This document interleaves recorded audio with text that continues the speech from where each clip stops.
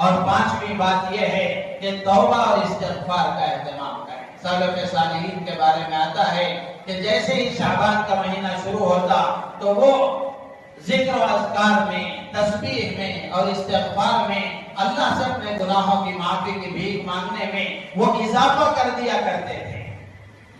تو اس لیے ہم اس کا اہتمام کریں کہ شعبان کے مہینے میں ذکر میں بھی اضافہ کریں، توبہ اور استغفار میں بھی اضافہ کریں، روزانہ اللہ سے اپنے گناہوں کی معافی کی بھیک مانگیں۔ ہم سے تو گناہ یقیناً ہوتے ہیں۔ اللہ کے نبی علیہ السلام نے فرمایا کہ روزانہ میں 70 مرتبہ اللہ سے اپنے گناہوں کی معافی کی بھیک مانگتا ہوں، جبکہ اللہ کے نبی معصوم ہیں، آپ سے گناہ یقیناً نہیں ہو سکتا، لیکن اللہ کے نبی نے ہماری تعلیم کے لیے فرمایا۔ تو اس لیے ہم توبہ اور استغفار کا اہتمام کریں اور اسی کے ساتھ ساتھ گناہوں سے بچنے کا اہتمام کریں، گناہوں سے بچنے کا اہتمام کریں۔ سارے خیر کے کام ہو رہے ہیں، اس کے ساتھ ساتھ گناہ بھی ہو رہے ہیں، تو پھر یہ گناہوں کے اثرات یہ خیر کی برکتوں کے لیے رکاوٹ بن جاتے ہیں۔